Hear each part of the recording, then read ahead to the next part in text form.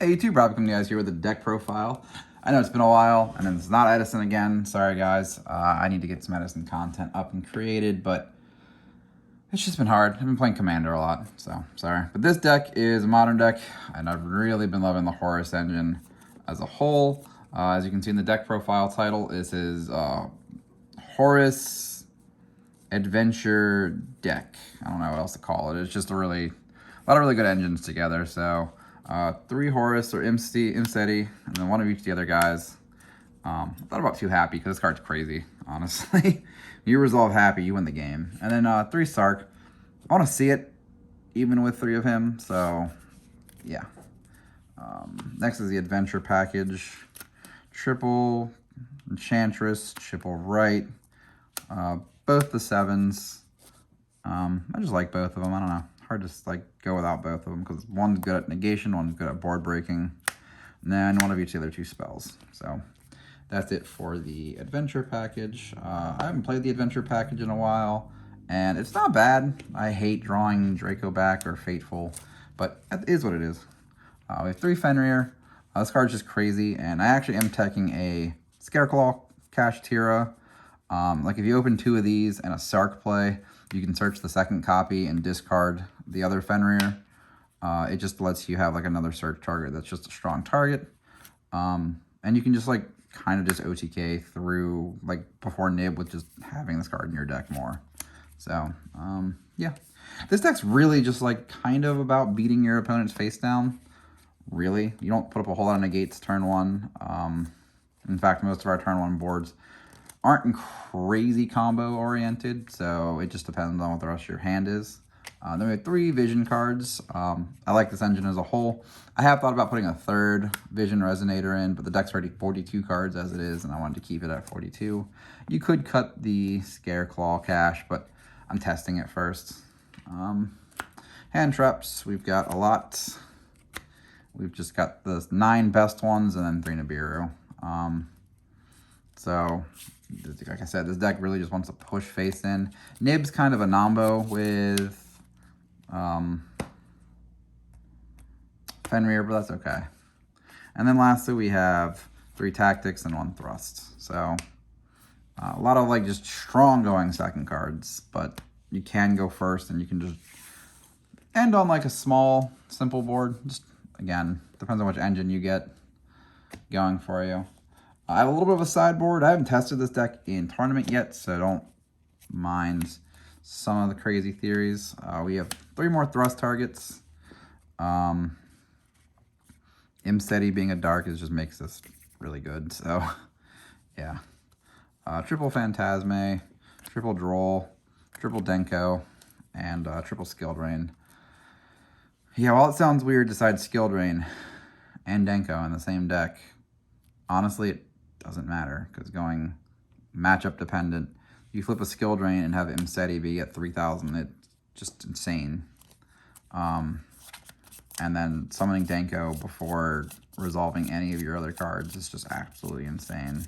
And Hit being the only normal summon in the entirety of the main and sideboard still doesn't conflict with Fateful Adventure. So, yeah. And then in the matchups where Droll matters, Phantasme matters, because you try to draw into Droll. And Phantasme is just actually a crazy card. I've always loved it. Now, the extra deck and some options afterwards that are whatever. The original build of this I saw played less hand traps and Pot of Prosperity. I just made it with more hand traps instead, but let's go with the synchros first. We have Chaos Angel and Baron. Yeah, nothing else to say about these 2 cards. These 2 cards are crazy for 10s. And then for Link monsters, we have a couple. We have Dark, Little Knights, Selene, Unicorn, and Access Code. You don't really need to use the Unicorn, but I just liked it as fodder just to clear cards off. Yeah, so this extra deck does have a little bit of space. Like, you don't need Chaos Angel. You really just need Baron. And then the rest are Exceeds and One of the cool things I really came to realize with the main deck is obviously you have these 7s, but you also have these 7s, and then we have all these 8s here. So rank 8s and rank 7s kind of took over the extra deck a little bit. If you took out the Scareclaw Cache, I'd probably cut the rank 7s for some other cards as options. But I have Big Eye and Draco Sack as my 2 7s in here. Yeah, just good cards. And then the rank 8s are Coach King Game Trainer, number 90, Dingirsu, number 38.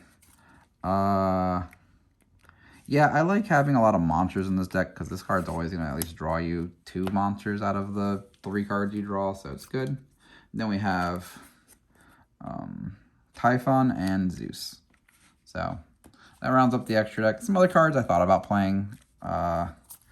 There's Felgrand, Underworld Goddess, Disbatter. I'm not sure exactly how I'd fit them in, but you could play it somewhere. You probably have to change like a little bit of the extra deck with the synchros. But yeah. BLS Link, IP Masquerena, and if we were trying to play like some other build, you could play this guy in there because he's actually not bad. But yeah, that is my deck profile, guys. Seems cool in theory, but I haven't tested it quite enough in paper yet. Did a couple draw hands, and it's just like you end on like Baron, Little Knight sometimes, or just like Baron, and you like leave the Griffin and the token just chilling there, or like you make a rank 8. It's cool.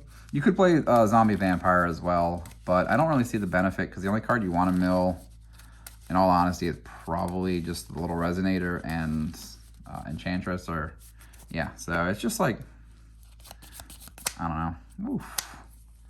There we go. See, we've got a Baron on top of a rank 8 with 2 hand traps at least.